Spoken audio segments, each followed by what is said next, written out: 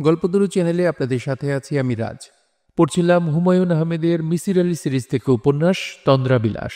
পড়ছি এর চতুর্থ ও শেষ পর্ব।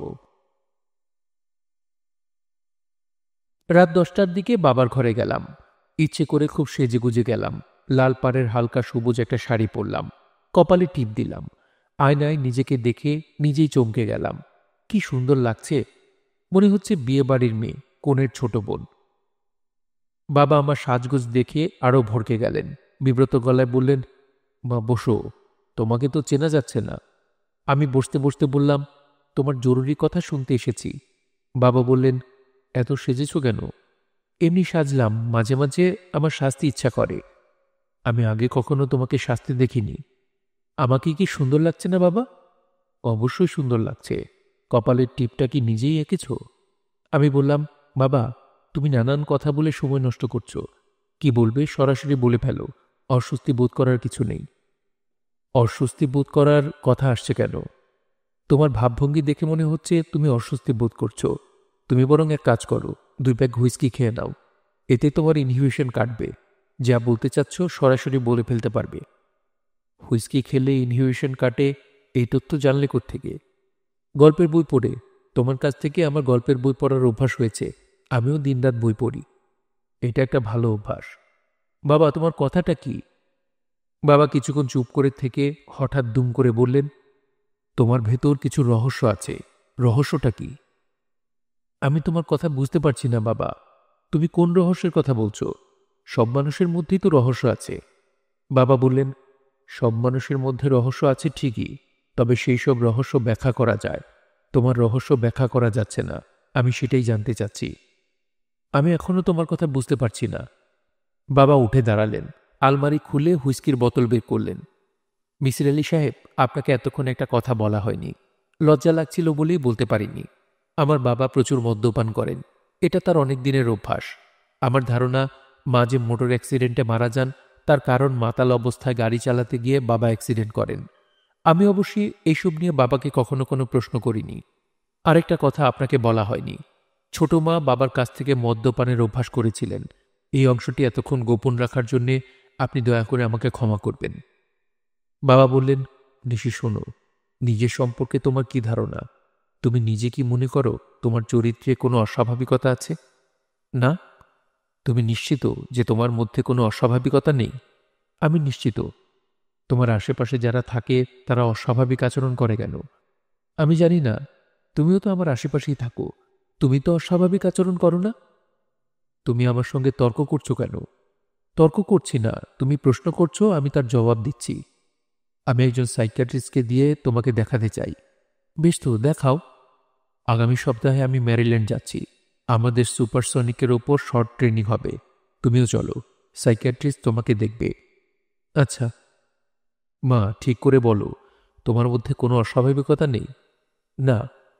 তুমি তোমার ছোট মাকে মাঝে মাঝে দেখতে পাও, এটা কি সত্যি? তোমার আন্টি আমাকে বলেছিল। হ্যাঁ, সত্যি। তুমি শরীফা মেয়েটিকেও দেখতে পাও? আগে পেতাম, এখন পাই না। তোমার কাছে কি মনে হয় না এই ব্যাপারগুলি অস্বাভাবিক? না, কারণ শরীফাকে নিতু আন্টিও দেখেছেন। হ্যাঁ, সে আমাকে বলেছে। শরীফাকে এখন আর তুমি দেখতে পাও না? না, সে তার স্বামীর কাছে চলে গেছে। তবে আমি চাইলে সে আবার চলে আসবে। বুঝিয়ে বলো। আমি স্বপ্নে যা দেখি তাই হয়। স্বপ্নে কি দেখতে চাই এটা আমি ঠিক করতে পারি। কাজেই আমি যদি ভাবি স্বপ্নে দেখছি শরীফা চলে এসেছে, তাহলে সে চলে আসবে, এবং তখন তুমি চাইলে তুমিও তাকে দেখতে পাবে। এই ব্যাপারটাও তোমার কাছে নর্মাল মনে হয়? অস্বাভাবিক মনে হয় না? না, আমার কাছে অস্বাভাবিক মনে হয় না। আমার মনে হয় সব মানুষেরই ইচ্ছাপূরণ ধরনের স্বপ্ন দেখার ক্ষমতা আছে। কি করে সেই স্বপ্নটা দেখতে হয় তা তারা জানে না বলেই স্বপ্ন দেখতে পারে না। নিশি। জি। তুমি এক কাজ করো, শরীফা মেয়েটিকে নিয়ে এসো। আমি তাকে দেখতে চাই। আচ্ছা। কদিন লাগবে তাকে আনতে? বেশি দিন লাগবে না। স্বপ্নটা দেখতে পেলে সে চলে আসবে। যত তাড়াতাড়ি পারো তাকে নিয়ে এসো, কারণ ম্যারিল্যান্ড যাবার আগে আমি তাকে দেখতে চাই। আচ্ছা। তোমার পড়াশোনা কেমন হচ্ছে? খুব ভালো হচ্ছে। গান শেখা কেমন হচ্ছে? গান শেখাও ভালো হচ্ছে। তোমার গানের স্যারের সঙ্গে কদিন আগে কথা হলো। তিনি তোমার গানের গলার খুব প্রশংসা করলেন। তোমার নাকি কিন্নর কণ্ঠ। সব গানের স্যারেরাই তাদের ছাত্রছাত্রীদের গানের গলা সম্পর্কে এ জাতীয় কথা বলে। আমার গানের গলা ভালো না। আমি তোমার গান একদিন শুনতে চাই। এখন গাইব? এখন গাইতে হবে না। তোমার জরুরি কথা বলা কি শেষ হয়েছে বাবা? হুম। আমি চলে যাব? হ্যাঁ, যাও। শরীফা মেয়েটি এলে আমাকে খবর দিও। আচ্ছা। আমি আমার ঘরে এসে ঘড়ি দেখলাম। 11টা বাজতে 10 মিনিট বাকি। আমি রাত 11:30টার সময় আবার বাবার ঘরে গেলাম। তিনি সম্ভবত ক্রমাগতই মদ্যপান করে যাচ্ছেন। তার চোখ খানিকটা লাল, মুখে বিবর্ণ ভাব। এমনিতে তিনি সিগারেট খান না, আজ খুব সিগারেট খাচ্ছেন। ঘর ধোঁয়ায় অন্ধকার হয়ে আছে। বাবা আমাকে দেখে অবাক হয়ে বললেন, কি ব্যাপার মা? আমার ঘরে এসো। কেন? শরীফাকে দেখতে চেয়েছিলে, শরীফা এসেছে। তুমি না ডাকতেই চলে এসেছে? আমি চুপ করে রইলাম। বাবা বললেন, শরীফা সত্যি এসেছে? হ্যাঁ। কি করছে? আমার খাটের নিচে বসে আছে। বাবা হাসলেন, অবিশ্বাসী মানুষের হাসি। বাবা বললেন, তুমি কি তার সঙ্গে কথাও বলো? হ্যাঁ, বলি। সে কি আমার সঙ্গে কথা বলবে? জানি না, বলতেও পারে। আমার ধারণা সে আমার সঙ্গে কথা বলবে না। আমি তাকে দেখতেও পাবো না, কারণ শরীফা নামের মেয়েটি খাটের নিচে বসে নেই। তোমার মাথার ভেতর একটা ঘর আছে, যে ঘর অবিকল তোমার শোবার ঘরের মতো। সেই ঘরের খাটের নিচেই সে বসে আছে। কাজেই তাকে দেখতে পাবার কোনো কারণ নেই। বুঝতে পারছো? পারছি। কাজেই মেয়েটিকে দেখতে যাওয়া অর্থহীন। তুমি যাচ্ছ না? না। আমি ফিরে আসছি। বাবা পেছন থেকে ডাকলেন, নিশি, দাঁড়াও, আসছি। আমি দাঁড়ালাম। বাবার মদ্যপান আজ মনে হয় একটু বেশি হয়েছে। তিনি সহজভাবে হাঁটতেও পারছেন না, সামান্য টলছেন। আমি বললাম, বাবা, তোমার হাত ধরব? তিনি বললেন, না, আই এম জাস্ট ফাইন। বাবা আমার ঘরে ঢুকলেন। ঘরে টেবিল ল্যাম্প জ্বলছে, মোটামুটি আলো আছে। বাবা নিচু হয়ে খাটের নিচে তাকালেন। আমি তাকিয়ে রইলাম বাবার দিকে। অবাক হয়ে লক্ষ্য করলাম বাবার শান্ত ভঙ্গি বদলে যাচ্ছে। তার চোখে ভয়ের ছায়া। সেই ছায়া গাঢ় থেকে গাঢ়তর হচ্ছে। তিনি হতভম্ব চোখে আমার দিকে তাকালেন, তারপর দৃষ্টি ফিরিয়ে নিলেন খাটের নিচে। তার চোখে পলক পড়ছে না। আমি বললাম, বাবা, কিছু দেখতে পাচ্ছ? তিনি হ্যাঁ না কিছুই বললেন না। অদ্ভুত এক ধরনের শব্দ করতে লাগলেন, যেন তার বুকে বাতাস আটকে গেছে, তিনি তা বের করতে পারছেন না। খুব যারা বুড়ো মানুষ তারা এই ধরনের শব্দ করে, তবে নিজেরা সেই শব্দ শুনতে পায় না, অন্যরা শুনতে পায়।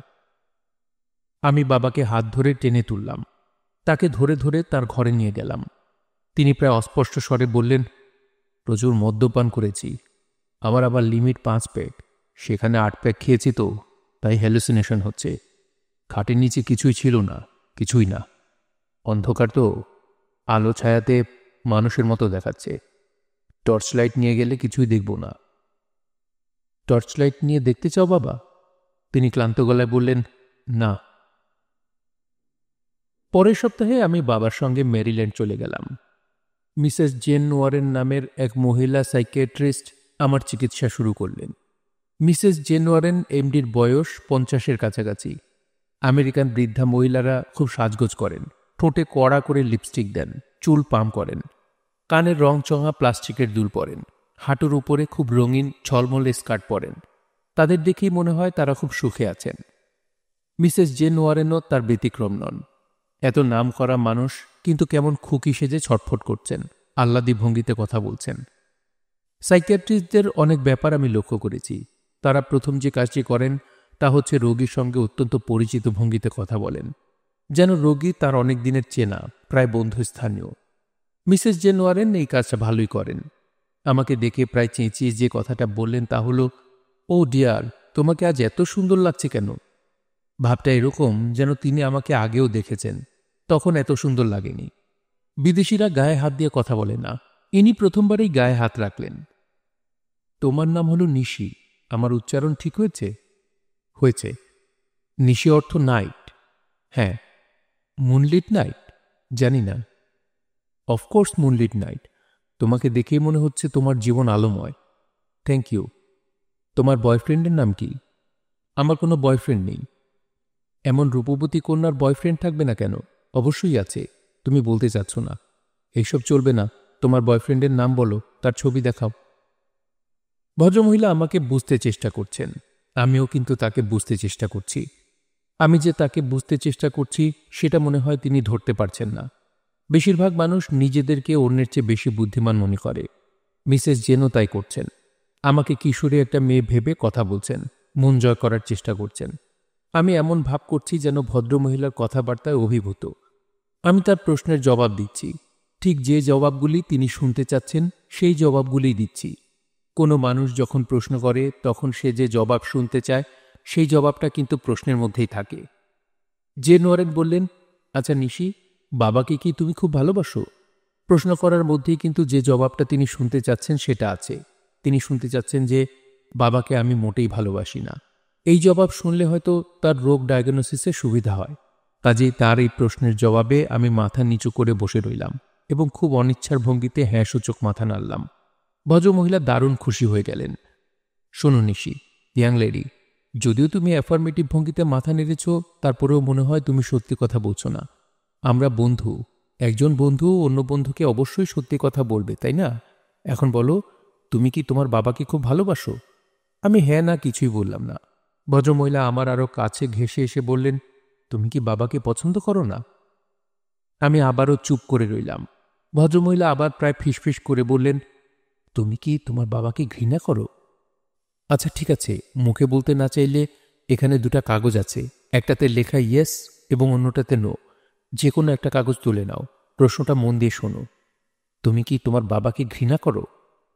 আমি ইয়েস লেখা কাগজটা তুললাম এবং এমন ভাব করলাম যে লজ্জায় দুঃখে আমার মরে যেতে ইচ্ছা করছে। আমার চোখে পানি চলে এলো। আমি এমন ভাব করছি যেন চোখের জল সামলাতে আমার কষ্ট হচ্ছে। একসময় হাউমাউ করে কেঁদে ফেললাম। বিদেশিরা চোখের পানি কম দেখে বলে চোখের পানিকে তারা খুব গুরুত্বের সঙ্গে দেখে। বাঙালি মেয়েরা যে অতি সহজে চোখের পানি নিয়ে আসতে পারে এই তথ্য তারা জানে না। তাছাড়া আমি যে কত বড় অভিনেত্রী তাও তিনি জানেন না। তিনি ছুটে গিয়ে টিস্যু পেপার নিয়ে এলেন, নিজেই চোখ মুছে দিলেন, করুণা বিগলিত গলায় বললেন, শোনো মেয়ে, তোমার লজ্জিত বা দুঃখিত হবার কোনো কিছু নেই। আমেরিকান স্ট্যাটিস্টিক্স বলছে 28-60% আমেরিকান পুত্রকন্যারা তাদের বাবাকে ঘৃণা করে। তুমি আমাকে যা বলেছ তোমার বাবা তা কোনোদিন জানবেন না। এ বিষয়ে তোমাকে আমি নিশ্চয়তা দিচ্ছি। এখন একটু শান্ত হও। কফি খাবে? আমি ফোপাতে ফোপাতে বললাম, খাবো।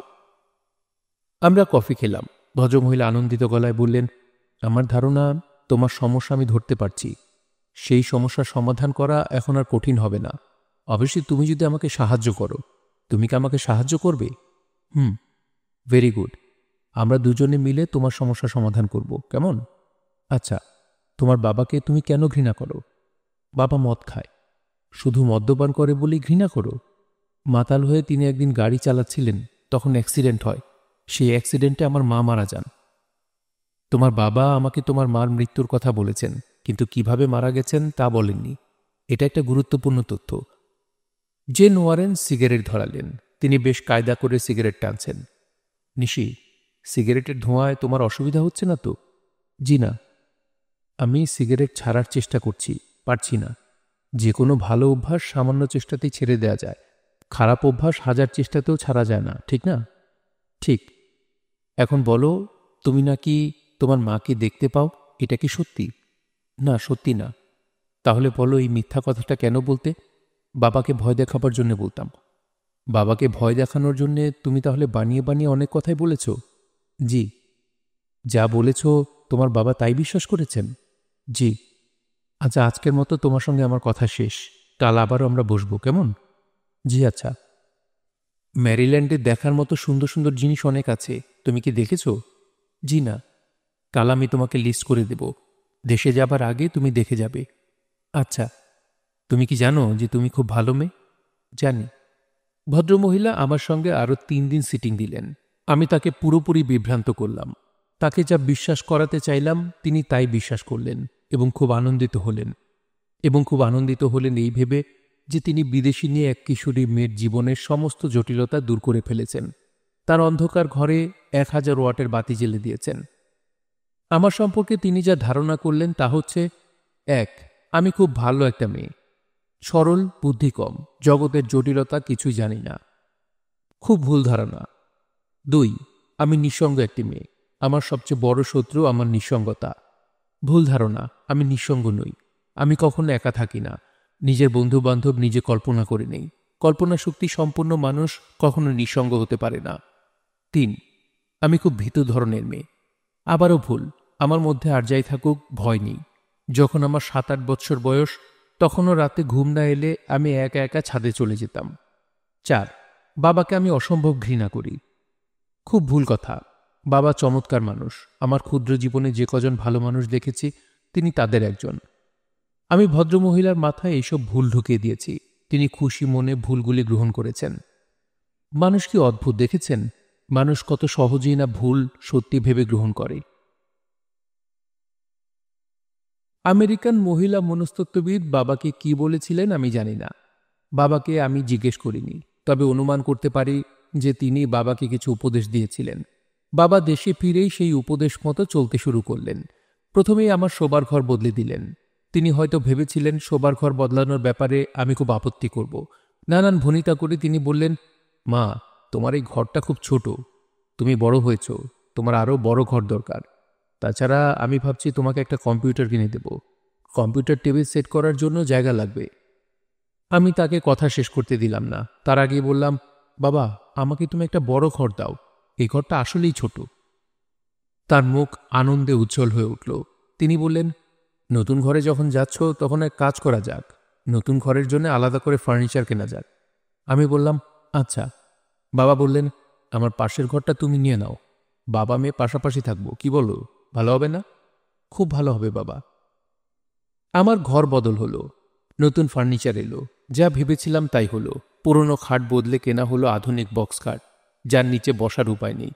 সাইকিয়াট্রিস্ট নিশ্চয়ই বাবাকে এই বুদ্ধি দিয়ে দিয়েছিলেন। একদিন কলেজ থেকে ফিরে দেখি আমার আগের শোবার ঘরের কোনো ফার্নিচার নেই। সব ফার্নিচার কোথায় যেন পাচার হয়ে গেছে। বাবার পাশের ঘরটা সুন্দর করে সাজানো, নতুন ফার্নিচার, একটা টেবিলে ছকছকে কম্পিউটার। কম্পিউটার কিনে দেবার কথাও হয়তো সাইকিয়াট্রিস্ট বাবাকে বলে দিয়েছিলেন। কম্পিউটারে নানা ধরনের খেলা নিয়ে আমি ব্যস্ত থাকব। খাটের নিচে কে বসে আছে তা নিয়ে মাথা ঘামাবো না। নতুন ঘরে থাকতে এলাম। বাবা আবার ঘরের দরজায় লাল ফিতা দিয়ে রেখেছেন। ফিতা কেটে ঢুকতে হবে। গৃহপ্রবেশের মতো ঘর প্রবেশ অনুষ্ঠান। বাবা বললেন, এসএসসিতে তুমি খুব ভালো রেজাল্ট করেছো বলে এই কম্পিউটার। আমি বললাম, থ্যাংক ইউ। নতুন যুগের কম্পিউটার, খুব পাওয়ারফুল, 2 GB মেমোরি। এই কম্পিউটার দিয়ে তুমি অনেক কিছু করতে পারবে। অনেক কিছু মানে কি? কম্পিউটার গ্রাফিক্স করা যাবে, অ্যানিমেশন করা যাবে, ইচ্ছে করলে ডিজনির মতো লিটল মারমেড জাতীয় কার্টুন ছবিও বানিয়ে ফেলতে পারো। তোমার যা বুদ্ধি, ভালো কম্পিউটার পেলে তুমি অনেক কিছু করতে পারবে। আমার যে খুব বুদ্ধি তা তুমি বুঝলি কি করে? তোমার রেজাল্ট দেখে বুঝেছি। আমি তো কল্পনাও করিনি তুমি এত ভালো রেজাল্ট করবে। মিসির আলী সাহেব, প্রচণ্ড মানসিক যন্ত্রণা নিয়েও আমি খুব ভালো রেজাল্ট করি। কেমন ভালো জানেন? সব পত্রিকায় আমার ছবি ছাপা হয়। আমার প্রিয় লেখককে, প্রিয় গায়ককে, প্রিয় খেলোয়াড়কে এইসবও ছাপা হয়। ওই প্রসঙ্গ থাক, কম্পিউটার প্রসঙ্গে চলে আসি। বাবা শুধু যে আমাকে কম্পিউটার কিনে দিলেন তাই না, আমাকে সব কিছু শেখানোর জন্য একজন ইনস্ট্রাক্টর রেখে দিলেন। ইনস্ট্রাক্টরের নাম হাসিবুর রহমান। লোকটা লম্বা, রোগা, ইটে চাপা পড়ে থাকা ঘাসের মতো চেহারা। বয়স এই ধরুন 25-26। দেখতে ভালো, মেয়েদের মতো টানা টানা চোখ। একটা ভুল কথা বলে ফেললাম, সব মেয়েদের তো আর টানা টানা চোখ থাকে না। কম্পিউটারের সব বিষয়ে হাসিবুর রহমানের জ্ঞান অসাধারণ, কিন্তু লোকটি হতদরিদ্র। তার থাকার জায়গা পর্যন্ত নেই। রাতে সে ঘুমায় একটা কম্পিউটারের দোকানে। তাকে অতি সামান্য কিছু টাকা সেই দোকান থেকে দেয়া হয়। এতে তার দুবেলা খাওয়াও বোধহয় হয় না, তবে এতে সে খুশি। এত অল্পতে কাউকে খুশি হতেও আমি দেখিনি।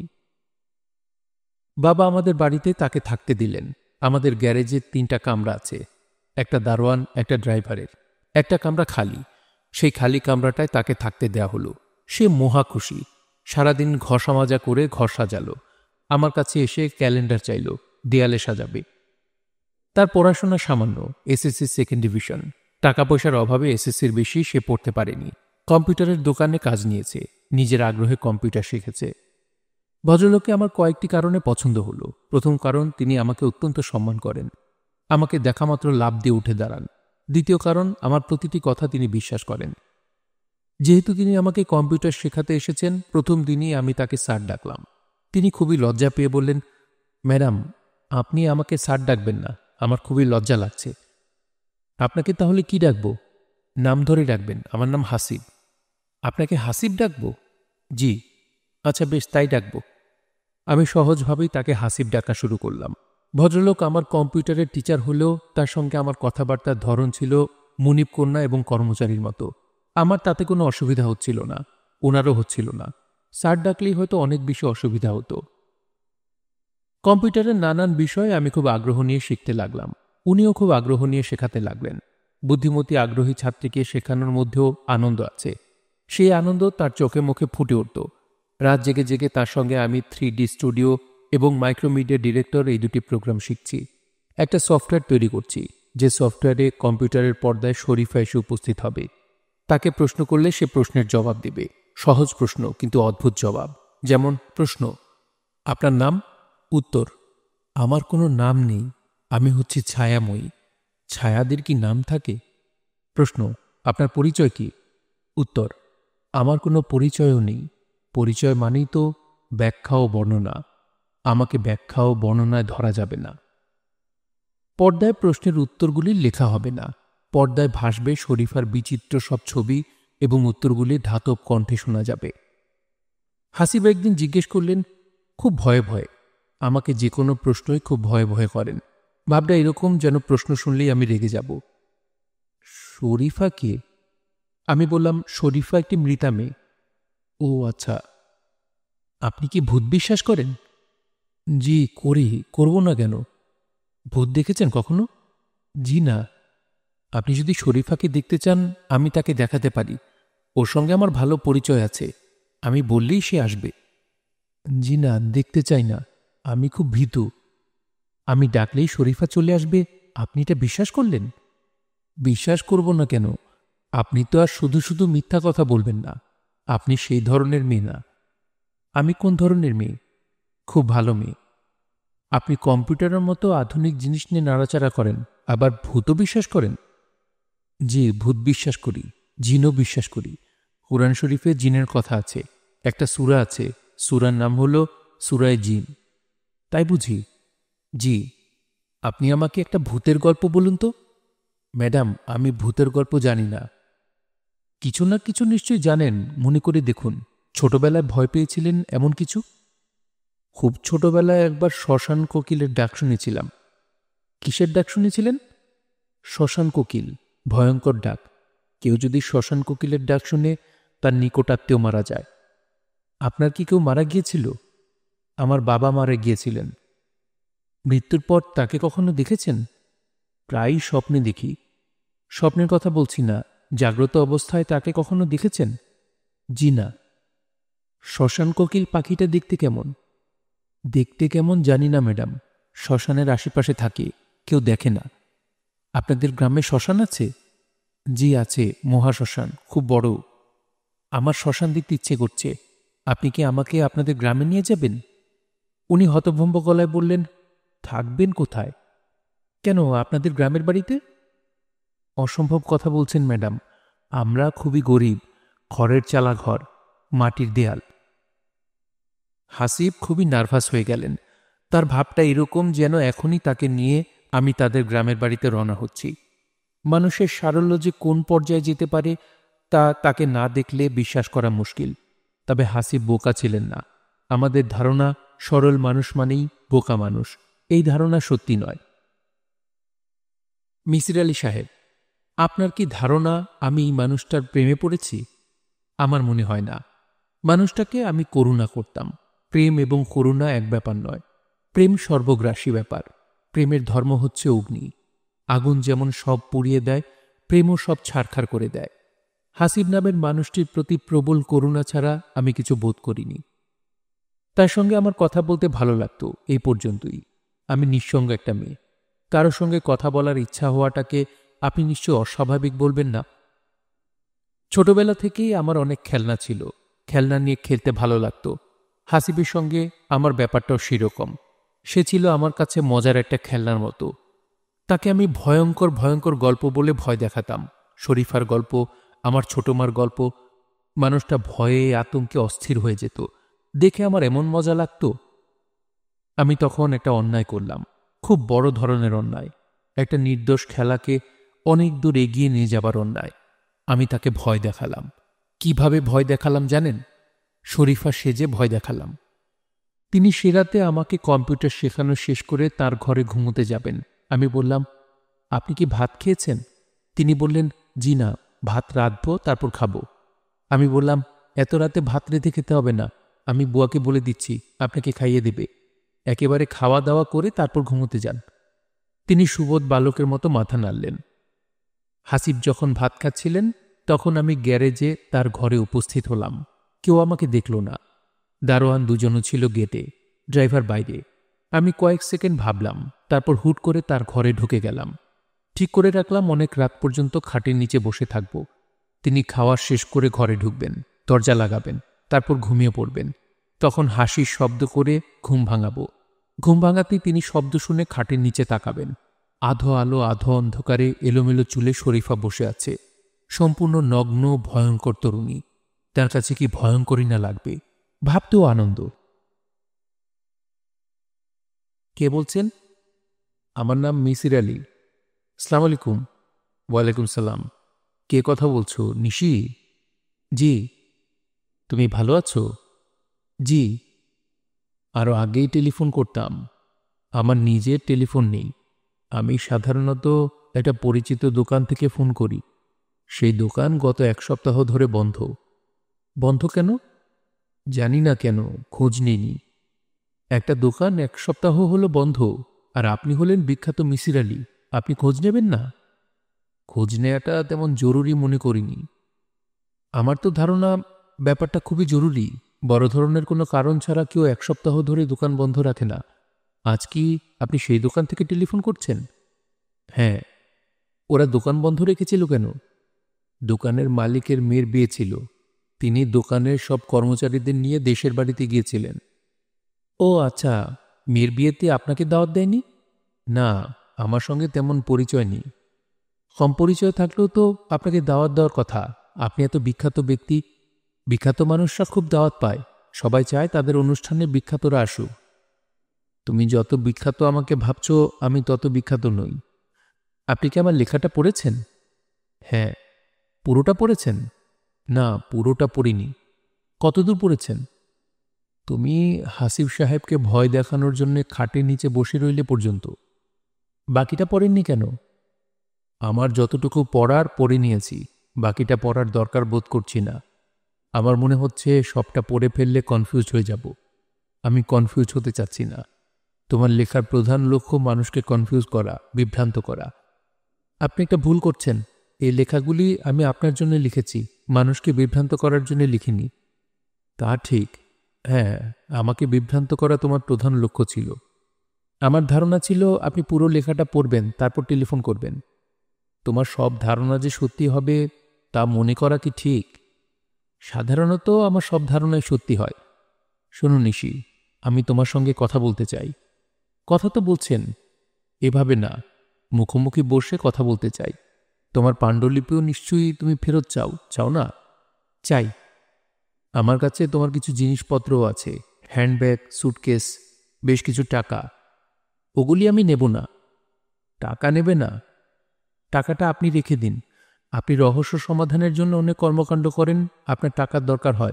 যেমন ধরুন, আমার ছোট মার মৃত্যু কিভাবে হয়েছিল, কেস কি দেওয়া হয়েছিল, পোস্টমর্টেম রিপোর্ট কি ছিল, তা জানার জন্য আপনি টাকা খরচ করেননি? করেছি, অতি সামান্যই করেছি। আচ্ছা, একটা কথা, আমাদের বাড়ির ঠিকানা কি আপনি আমার লেখা পড়ে জেনেছেন না আগেই জেনেছেন? আগেই জেনেছি, থানা থেকে জেনেছি। আপনি পুরনো পত্রিকা ঘাটেননি? ঘেটেছি। আমি নিজে ঘাটিনি, একজনকে ঠিক করেছিলাম, সে ঘেটেছে। তবে সেখান থেকে বাড়ির ঠিকানা পাইনি। আপনি যে এইসব কর্মকাণ্ড করবেন তা কিন্তু আমি জানতাম। তুমি বুদ্ধিমতী মেয়ে। আপনি কি আন্টির সঙ্গে দেখা করেছেন, নিতু আন্টি? তিনি তো এখন মোটামুটি সুস্থ। ওনার সঙ্গে দেখা করতে গিয়েছি, উনি দেখা করেননি। শোনো নিশি, আমি কি এখন আসব? না, আজ না। আজ না কেন? বাবা বাড়িতে আছেন, এই জন্যে আজ না। যদিও বাবা আপনাকে খুব শ্রদ্ধা করেন, বাবার ধারণা আপনি সাধারণ মানুষ নন, আপনি মহাপুরুষ পর্যায়ের মানুষ। আপনার উপর লেখা বইগুলি বাবাই আমাকে প্রথম পড়তে দেন। তোমার বাবার সঙ্গে তাহলে তো দেখা করাটা খুবই জরুরি। জরুরি কেন?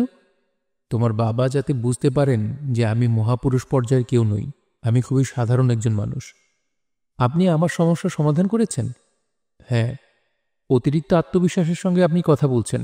এত আত্মবিশ্বাস থাকা কি ঠিক? না, ঠিক না। তবে তোমার ক্ষেত্রে আমি ভুল করিনি। একটা জিনিস শুধু জানতে চাচ্ছি, আমি যে খাটের নিচে শরীফাকে দেখতে পাই এবং এখনও দেখতে পাই, তা কি আপনি বিশ্বাস করেন? করি।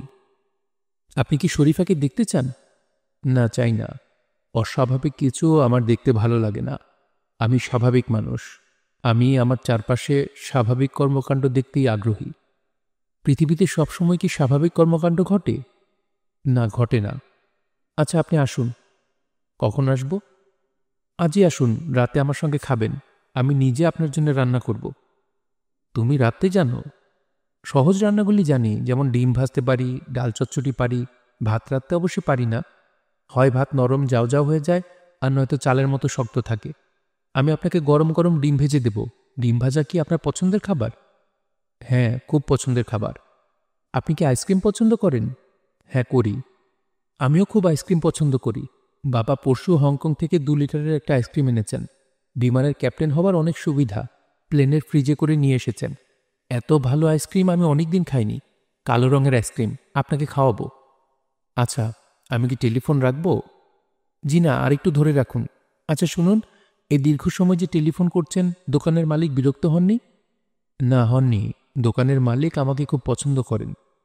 খুব যদি পছন্দ করে তাহলে আপনাকে দাওয়াত করেননি কেন? আসলে আমার খুব রাগ লাগছে। আচ্ছা, ভদ্রলোকের যে মেয়েটির বিয়ে হয়েছে, তার নাম কি? নাম তো জানি না। নাম জিজ্ঞেস করে দেখুন। আমার ধারণা মেয়েটির নাম লায়লা। তুমি জানো কি করে? আমি জানি না, আমি অনুমান করছি। আমার অনুমান শক্তি ভালো। আপনি জিজ্ঞেস করে দেখুন। আচ্ছা, জিজ্ঞেস করব। তোমার সঙ্গে কথা শেষ হবার পর জিজ্ঞেস করব। জিজ্ঞেস করতে আবার ভুলে যাবেন না যেন। না, ভুলব না। এখন টেলিফোন রাখি। 1 মিনিট ধরে রাখুন। কোনো কথা বলতে হবে না, শুধু ধরে রাখুন। 1 মিনিট পার হবার পর রিসিভার রেখে দেবেন। আচ্ছা। 1 মিনিট শুধু শুধু টেলিফোন ধরে রাখতে বলছি কেন জানেন? না। আচ্ছা থাক, জানতে হবে না। মিসির আলি ঘড়ি ধরে 1 মিনিট টেলিফোন রিসিভার কানে রাখলেন। তারপর রিসিভার নামালেন। মিতা স্টোরের মালিক ইদ্রিস উদ্দিন হাসি মুখে বললেন, টেলিফোন শেষ হয়েছে? জি। আপনার জন্য চা বানাতে বলেছি, চা খেয়ে যান। চায়ে চিনি খান তো? জি, খাই। মিসির আলি বললেন, আপনার যে মেয়েটির বিয়ে হলো, তার নাম কি? তার নাম আফরোজা বানু। আমরা লায়লা বলে ডাকি। মেয়ের বিয়েতে আপনাকে বলার খুব শখ ছিল। আপনার ঠিকানা জানি না, কার্ড দিতে পারিনি। আপনাকে একদিন বাসায় নিয়ে যাব। মেয়ে এবং মেয়ে জামাইয়ের সঙ্গে পরিচয় করিয়ে দেব। আপনাদের দোয়ায় ছেলে ভালো পেয়েছি, অতি ভদ্র, কাস্টমসে আছে। যাব একদিন আপনাদের বাসায়। আপনার মেয়ে এবং মেয়ে জামাই দেখে আসব। বাড়ির সামনে লোহার গেট। গেটের পেছনে খাকি পোশাক পরা দারোয়ান। কিন্তু সব কেমন অন্ধকার। গেটে বাতি জ্বলছে না, পর্চেও জ্বলছে না। দারোয়ানকে দেখে মনে হচ্ছে সে অন্ধকার পাহারা দিচ্ছে। বাড়ির সামনে বাগানের মতো আছে। স্ট্রিট লাইটের আলোয় সেই বাগানকে খুব আগোছালো বাগান বলে মনে হচ্ছে। মনে হচ্ছে এই প্রকাণ্ড বাড়ির জন্য কোনো মালি নেই। মিসির আলি গাছপালা চেনেন না, বগেনভেলিয়া চিনতে পারছেন। গাছ ভর্তি ফুল, তাও বোঝা যাচ্ছে। অন্ধকারের জন্য মনে হচ্ছে গাছ ভর্তি কালো ফুল ফুটেছে। মিসির আলি গেটের কাছে এসে দাঁড়ালেন। দারোয়ান টুল ছেড়ে উঠে এলো। মিসির আলি বললেন, আমার নাম মিসির আলি। আমি নিশির সঙ্গে দেখা করতে এসেছি। দারোয়ান কোমর থেকে চাবির গোছা বের করে গেট খুলল। একটা কথাও বলল না। মানুষের অনেক অদ্ভুত স্বভাবের একটি হচ্ছে অন্ধকারে তারা কম কথা বলে। মানুষ ছাড়া অন্য সব জীবজন্তু অন্ধকারেই সারা শব্দ বেশি করে। নিশি কি আছে? দারোয়ান হ্যাঁসূচক মাথা নাড়ল। তার গলার স্বর কেমন মিসির আলির শোনার আগ্রহ ছিল, কিন্তু সে মনে হয় কথা বলবে না। বেল টেপা হয়েছে, কেউ সদর দরজা খুলছে না। মিসির আলি দরজার সামনে দাঁড়িয়ে আছেন। তার হাতে 5টা গোলাপ। ঢাকা শহরে এখন গোলাপ চাষ হচ্ছে। সুন্দর সুন্দর গোলাপ পাওয়া যায়। 25 টাকায় যে 5টা গোলাপ কিনেছেন, সেই গোলাপগুলির দিকে মুগ্ধ বিস্ময়ে তাকিয়ে থাকতে হয়। ফুলের দোকানদার গোলাপের কাঁটা ফেলে দিতে চেয়েছিল, তিনি ফেলতে দেননি। কাঁটা হচ্ছে গোলাপের সৌন্দর্যের একটা অংশ। কাঁটা ছাড়ানো গোলাপকে তার কাছে নগ্ন বলে মনে হয়। দারোয়ান আরও একবার বেল টিপে তার টুলে গিয়ে বসল। সে মনে হয় আর বেল টিপবে না, বাকি রাতটা টুলে বসে পার করে দেবে। ঝিঝি পোকা ডাকছে। ঢাকা শহরে ঝিঝির ডাক শোনা যায় না। এই পোকাটা কি মনের ভুলে এদিকে চলে এসেছে? ঝিঝি পোকার ডাক, জোনাকির আলো, শেয়ালের প্রহর যাপন ধ্বনি কিছুই আর শোনা হবে না। সব চলে যাবে। প্রাণের বিবর্তনের মতো হবে শব্দের বিবর্তন। পায়ের শব্দ পাওয়া যাচ্ছে। চটি পায়ে কে যেন আসছে। নিশি হতে পারে। বসার ঘরের বাতি জ্বলল। দরজার ফাঁক দিয়ে সেই আলো এসে পড়ল মিসির আলির গায়ে। কটা বাজছে দেখার জন্য মিসির আলি তার পাঞ্জাবির হাতা গোটালেন। হাতে ঘড়ি নেই। ঘড়ি নষ্ট বলে ফেলে রেখেছেন। নতুন ঘড়ি কেনা হচ্ছে না। তিনি নিদারুণ অর্থ সংকটে আছেন। 5টা গোলাপ কেনার সময় বুকের ভেতর খচখচ করছিল। আসুন, ভেতরে আসুন। দরজা ধরে নিশি দাঁড়িয়ে আছে। মেয়েটির পরনে কালো সিল্কের শাড়ি। সে খুব সেজেছে। কপালে টিপ, চোখে কাজল, গয়নাও পরেছে। গলায় সরু চেনের লকেট। লকেটের মাথায় লাল একটা পাথর। সেই পাথর আধো অন্ধকারেও কেমন ঝলমল করছে। কি পাথর এটা? জিরকন। একমাত্র জিরকনই এমন কড়া লাল হয়, এমন দ্যুতিময় হয়। নিশি, তোমার জন্য কিছু গোলাপ এনেছি। Thank you. সাবধানে ধরো, কাঁটা সরানো হয়নি। নিশি ফুল হাতে নিয়ে হাসল। মিসির আলি মনে মনে বললেন, বাহ, কি সুন্দর মেয়ে। সৃষ্টিকর্তার রূপের কলস মেয়েটির গায়ে ঢেলে দিয়েছেন। বাবা বাড়িতে নেই, মাত্র 20 মিনিট আগে চলে গেছেন। জরুরি কল্পে তাকে যেতে হয়েছে। পাইলটদের এই সমস্যা। মজা করে ছুটি কাটাচ্ছে, হঠাৎ ইমার্জেন্সি কল। আপনি কি ড্রয়িং রুমে বসবেন না স্টাডিতে বসবেন? এক জায়গায় বসলেই হলো। আসুন, স্টাডিতে বসি। আমাদের ড্রয়িং রুমটা এমন যে কেউ বসে স্বস্তি পায় না। আমি কিন্তু আপনার জন্য রান্না করেছি, ভাত, ডাল, চচ্চড়ি আর ডিম ভাজা। Thank you. ডিম ভাজা এখনো হয়নি, ডিম ফেটে রেখেছি। খেতে বসবেন আর আমি ভেজে দেব। আচ্ছা, আপনার যখন খিদে হবে বলবেন, ভাত দিয়ে দেব। তোমাদের বাড়িতে কি আর লোকজন নেই? এই মুহূর্তে শুধু আমি আর দারোয়ান ভাই আছি। আমাদের একজন কাজের মেয়ে আছে, কিসমতের মা। তার জলবসন্ত হয়েছে, তাকে ছুটি দিয়েছি। সে দেশের বাড়িতে চলে গেছে। সে কবে আসবে কে জানে। মনে হয় আসবে না। আমাদের বাড়িতে যারা কাজ করে তারা ছুটিতে গেলে আর ফিরে আসে না। নিশি মিসির আলিকে স্টাডিতে নিয়ে বসালো। মাঝারি আকৃতির ঘর, হালকা সবুজ কার্পেটে মেঝে মোড়া। 2টা চেয়ার মুখোমুখি বসানো। একটা চেয়ারের পাশে স্ট্রে। আপনি যেভাবে বসেন সেইভাবে আরাম করে বসুন। পা তুলে বসুন। আজ আপনি আসুন, আমি তা চাচ্ছিলাম না। কেন বলুন তো? বলতে পারছি না। আমি আপনাকে খুব ভালো করে খাওয়াতে চাচ্ছিলাম। কাজের মেয়েটি নেই, ভালো কিছু খাওয়াতে পারবো না। তবে আমি আপনাকে বাইরের খাবার খাওয়াতে চাচ্ছিলাম না। যা পেরেছি রেঁধেছি। আমার জন্য খাবার তেমন জরুরি না। অনেকে খাবার জন্য বেঁচে থাকেন। আমি বাঁচার জন্য খাই। কফি খাবেন? হ্যাঁ, খাবো। বসুন, কফি বানিয়ে আনি। কফি খেতে খেতে গল্প করি। আপনার কি গরম লাগছে? না, গরম লাগবে কেন? বন্ধ ঘর তো, হালকা করে ফ্যান ছেড়ে দিই। দাও। আপনি পা উঠিয়ে আরাম করে বসুন। মিসির আলি পা উঠিয়ে বসলেন। মাথার উপর ফ্যান ঘুরছে। একটু শীত শীত লাগছে, তাই ভালো। শীতের রাতে শীত না লাগলে ভালো লাগে না। কফি নিন। মিসির আলি কফি নিলেন। গন্ধ থেকে বলে দেয়া যায় কফি খুব ভালো হয়েছে। ব্রাজিলের কফি বিনের কফি, আমার বাবার খুব প্রিয়। কফি ভালো হয়েছে। আমাকে কেমন দেখাচ্ছে তা তো বললেন না। তোমাকে অপূর্ব লাগছে। আপনি আসবেন এই জন্যই সন্ধ্যা থেকে সাজ করছি। আপনি যখন বেল টিপলেন তখন আমার টিপ দেওয়া শেষ হয়নি, এই জন্যই দরজা খুলতে দেরি হলো। কালো রং কি আপনার পছন্দ? হ্যাঁ, পছন্দ, খুব পছন্দ। আমাকে দেখে কি আপনার শীত শীত লাগছে না? কেন বলো তো? শীতকালে সিল্কের শাড়ি পরা কাউকে দেখলে শীত শীত লাগে। যে শাড়ি পরে আছে তার শীতটা যে দেখছে তার গায়ে চলে আসে। তোমার পর্যবেক্ষণ শক্তি ভালো। আপনার চেয়েও কি ভালো? মিসির আলি সিগারেট ধরাতে ধরাতে বললেন, আমি যে সবকিছু খুব খুঁটিয়ে দেখি তা কিন্তু না। এই কাজটা লেখকরা করেন। সবকিছু দেখেন ক্যামেরার চোখে। যা দেখছেন তারই ছবি তুলে ফেলছেন। আপনি কিভাবে দেখেন? আমি 8-10টা মানুষ যেভাবে দেখে সেভাবেই দেখি। দেখতে দেখতে কোনো একটা জায়গায় খটকা লাগে, তখন খটকার অংশটা ভালো করে দেখি, বারবার দেখি। বুঝিয়ে বলুন। মনে করো এক টুকরা কাপড় আমাকে দেয়া হলো। আমি কাপড়টা দেখব, তার ডিজাইন দেখব, রং দেখব, বুনুন দেখব। অন্যরা যেভাবে দেখবে সেভাবেই দেখব।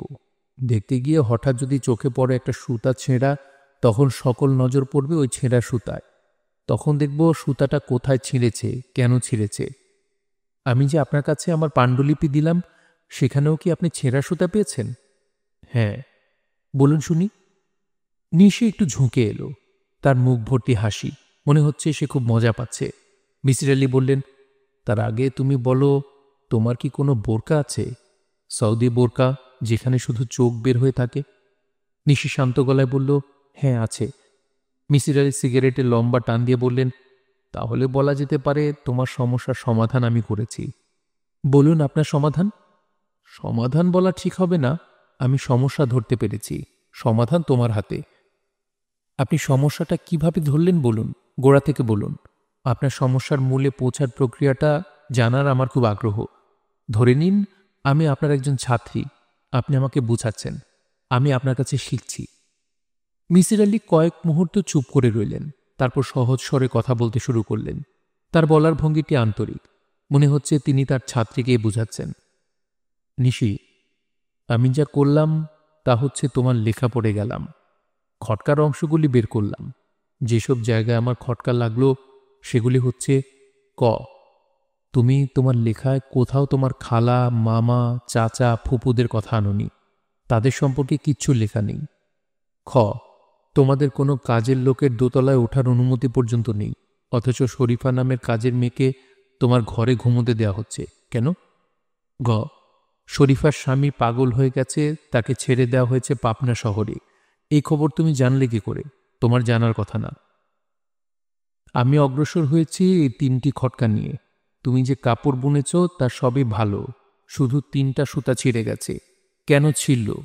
ছেঁড়া সুতাগুলিকে জোড়া লাগানো যায় কিভাবে? এই 3টি সুতার ভেতর কি কোনো সম্পর্ক আছে? তখন আমার কাছে মনে হলো, তোমার যদি কোনো বোরকা থাকে, সৌদি বোরকা, তাহলে খটকাগুলির মধ্যে একটা যোগসূত্র তৈরি হয়, 3টি সুতার ভেতর সম্পর্ক খুঁজে পাওয়া যায়। তোমার কি মনে আছে, তোমার বোরকাওয়ালি এক বান্ধবীর গল্প করতে গিয়ে তুমি নানান ধরনের বোরকার কথা বলেছ, মনে আছে? নিশি বলল, মনে আছে। বোরকা সম্পর্কে তুমি জানো, তুমি হয়তো ব্যবহারও করো, এই তথ্যটা বেশ জরুরি। মিসির আলি আরেকটি সিগারেট ধরালেন। নিশির মুখ হাসি হাসি, মনে হচ্ছে সে খুব মজা পাচ্ছে। মিসির আলি বললেন, নিশি, আমি এক কাজ করি, আগে তোমার সমস্যাটা বলি, তারপর বরং ব্যাখ্যা করি সমস্যায় কিভাবে পৌঁছেছি। আপনার যেভাবে ভালো লাগে সেভাবেই বলুন, তবে বোরকা পরে আমি ঢাকা শহরে ঘুরে বেড়াই তা কিন্তু না, শখ করে কিনেছিলাম, একদিনই পরেছি। আচ্ছা, আপনি কি বলতে চাচ্ছেন বলুন। মিসির আলি শান্ত গলায় বললেন, তুমি হচ্ছ তোমার বাবা মার পালিত কন্যা, যে কারণে তোমার নিজের জগৎ ছাড়া বাইরের কারোর সঙ্গে তোমার যোগাযোগ নেই। খালা, মামা, চাচা, ফুপুরা তোমার ভুবনে অনুপস্থিত, তোমার লেখায় তারা কেউ নেই। তোমার অসম্ভব বুদ্ধি, তুমি খুব সহজেই ব্যাপারটা আঁচ করে ফেলো, তোমার নিজের জগৎ লণ্ডভণ্ড হয়ে যায়। তোমার নিতু আন্টি সেই লণ্ডভণ্ড জগৎ ঠিক করতে চান। তিনি হঠাৎ মনে করেন যে তোমার একজন সার্বক্ষণিক সঙ্গী থাকলে ভালো হয়। তিনি সঙ্গী নিয়ে এলেন, শরীফাকে নিয়ে এলেন। সেই শরীফাকে থাকতে দেওয়া হলো তোমার সঙ্গে। কেন? তোমার নিতু আন্টি ভেবেছিলেন তুমি কারণটা ধরতে পারবে না, তুমি চট করে ধরে ফেললে। ভালো কথা, শরীফা মেয়েটিও খুব রূপবতী। তুমি ধরে ফেললে শরীফা তোমার বোন, হতদরিদ্র এই পরিবার থেকেই একসময় তোমাকে আনা হয়েছিল। শরীফা অবশ্যই কিছু জানল না, মেয়েটির বিয়ে ঠিক হয়ে গেল, তুমি তাকে যেতে দিলে না, ধাক্কা দিয়ে ফেলে দিলে। প্রবল অপরাধবোধ তোমাকে গ্রাস করল। তুমি সেই অপরাধবোধের কারণেই বোরকা পরে একদিন দেখতে গেলে বোনের স্বামীকে। কিছু একটা তুমি তার সঙ্গে করেছ, সেটা কি আমি জানি না, মনে হয় ভয়ঙ্কর কিছু। বোনের কাছ থেকে শোনা শারীরিক গল্পগুলি তোমাকে প্রভাবিত করতে পারে। তুমি নাটকীয়তা পছন্দ করো, আমার ধারণা তুমি তার সঙ্গে বড় ধরনের কিছু নাটকীয়তাও করেছ। এই মুহূর্তে আমার যা মনে হচ্ছে তা হলো তোমার বোনের শাড়ি পরে বোন সেজেই তার কাছে গিয়েছ। এমন কাজ তুমি করো। শরীফা সেজে তুমি হাসিব নামের একজনকে ভয় দেখিয়েছ, যদিও আমার ধারণা ভয় দেখানো তোমার উদ্দেশ্য ছিল না। তুমি গভীর রাতে তার কাছে উপস্থিত হতে চেয়েছিলে, তাই না? জানি না। ভয় পাবার পর হাসিব কি করল? তিনি অজ্ঞান হয়ে গিয়েছিলেন। তুমি কি তার জ্ঞান ফেরা পর্যন্ত সেই ঘরে ছিলে? না, আমি চলে এসেছিলাম। জ্ঞান ফেরার পর কি হলো? জানি না কি হলো, আমি ঘর থেকে নামিনি। দোতলা থেকে শুনেছি খুব হইচই হচ্ছে। সকালবেলা হাসিব বাসা ছেড়ে চলে যান। কাউকে কিছু বলে যায়নি? বাবাকে বলে গেছেন, আমাকে কিছু বলে যাননি। তার থেকে কি আমরা ধারণা করতে পারি যে সে বুঝতে পেরেছিল শরীফা নয়, গভীর রাতে তুমি তার ঘরে উপস্থিত হয়েছিলে? নিশি চুপ করে রইল। তুমি কি পরে তাকে খুঁজে বের করার চেষ্টা করেছ? করেছি, পাইনি। যে কম্পিউটারের দোকানে তিনি কাজ করতেন সেখানেও তিনি আর ফিরে যাননি। তুমি যদি চাও আমি তাকে খুঁজে বের করার একটা চেষ্টা করতে পারি। হারানো মানুষ খুঁজে বের করার ব্যাপারে আমার নাম আছে। তুমি কি চাও? না, আমি চাই না। খাটের নিচে যে আমি শরীফাকে দেখতাম সেই সম্পর্কে বলুন। আপনার ধারণা কি শুনি। তুমি যে খাটের নিচে অনেক কিছু দেখতে পাও, এইসব সত্যিও হতে পারে আবার মিথ্যাও হতে পারে। তোমার মাথার একটা অংশ এই কাজ করছে। সেই অংশ নানান ছবি তৈরি করে তোমাকে দেখাচ্ছে। তবে দেখালেও তুমি জানো এইসব মায়া। তুমি অসাধারণ বুদ্ধিমতী একটি মেয়ে, তুমি বুঝতে পারবে না তা না। আমার ছোট মা এবং বাবা এরাও কিন্তু শরীফাকে দেখেছেন। শুনুন নিশি, আমি তো ওদের সমস্যা নিয়ে মাথা ঘামাচ্ছি না। আমি মাথা ঘামাচ্ছি তোমার সমস্যা নিয়ে। তুমি কি দেখছো না দেখছো সেটা নিয়ে বিচার বিবেচনা হবে। আমার এখন খিদে লেগেছে, আমাকে খেতে দাও। নিশি নড়ল না, বসেই রইল। মিসির আলি বললেন, তোমার জীবনটা কাটছে একটা তন্দ্রার মধ্যে। তুমি যা ভাবছো যা করছো তার কিছু না, তন্দ্রাবিলাস। তন্দ্রাবিলাস নামটা খুব সুন্দর মনে হলেও তন্দ্রাবিলাসের জগৎটা মোটেই সুন্দর না, ভয়াবহ ধরনের অসুন্দর। এই জগতের সবচেয়ে বড় সমস্যা হচ্ছে এই জগতের বাসিন্দারা মনে করে তাদের জগৎটাই সত্যি, যা আসলে সত্যি না। আমি মনে প্রাণে কামনা করি তন্দ্রাবিলাসের জগৎ থেকে তুমি একদিন বের হয়ে আসবে। নিশি নড়ে বসল। মিসির আলি বলেন, তুমি কিছু বলবে? নিশি চাপা গলায় বলল, আপনি কি আমার সঙ্গে একটু আসবেন? কোথায় যাব? আমার শোবার ঘরে। কেন? শরীফা আমার ঘরে বসে আছে, আপনি তাকে দেখবেন এবং তার সঙ্গে কথা বলবেন। আমি দেখতে চাচ্ছি না নিশি, তোমার ভয়ঙ্কর জগতের অংশ আমি হতে চাই না। আসুন না প্লিজ। না, শোনো নিশি, আমি যখন না বলি তখন সেই না কখনো হ্যাঁ হয় না। ওই প্রসঙ্গ থাক। ভালো কথা, তুমি যে ওই দিন টেলিফোনে ফট করে বলে দিলে দোকানের মালিকের মেয়ের নাম লায়লা, কিভাবে বললে? আমি অনেক চিন্তা করেও বের করতে পারিনি। আমি যদি বলি শরীফা আমাকে বলেছে, আপনি কি বিশ্বাস করবেন? না। আপনার খিদে পেয়েছে, আসুন খাবার দিই। মিসির আলি খুব তৃপ্তি করে খেলেন। সামান্য খাবার, কিন্তু খেতে এত ভালো হয়েছে। আলু ভর্তার উপর মেয়েটি গাওয়া ঘি ছড়িয়ে দিল। গন্ধে চারদিক মম করছে। আপনাকে কি শুকনো মরিচ ভেজে দেব? একটা বইয়ে পড়েছিলাম ভাজা শুকনো মরিচ আপনার খুব পছন্দ। দাও। নিশি মরিচ ভেজে নিয়ে এলো। কি যত্ন করেই না মেয়েটি তার প্লেটে খাবার তুলে দিচ্ছে। মিসির আলি হঠাৎ লক্ষ্য করলেন মেয়েটির চোখ দিয়ে টপ টপ করে পানি পড়ছে। একবার তার ইচ্ছে হলো নিজের হাতে মেয়েটির চোখের জল মুছে দেন। পর মুহূর্তে মনে হলো, না, নিশির চোখের জল মুছিয়ে দেবার দায়িত্ব তার না। তার দায়িত্ব জলের উৎসমুখ খুঁজে বের করা। এই কাজটা তিনি করেছেন, তার দায়িত্ব শেষ হয়েছে। মেয়েটি যদি তার চোখের জল মুছতে চায় তাহলে তাকেই তা করতে হবে। শুনছিলেন হুমায়ুন আহমেদের মিসির আলি সিরিজ থেকে উপন্যাস তন্দ্রাবিলাস। পড়ছিলাম এর চতুর্থ ও শেষ পর্ব। উপন্যাসটি আপনাদের কাছে কেমন লাগলো তা অবশ্যই কমেন্ট করে আমাদেরকে জানাতে পারেন। ভালো লাগলে একটি লাইক করবেন, চাইলে শেয়ার করে অন্যকে শোনার সুযোগ করে দিতে পারেন। সবাই ভালো থাকবেন, সুস্থ থাকবেন এবং গল্পতুরোর সঙ্গী থাকবেন। ধন্যবাদ।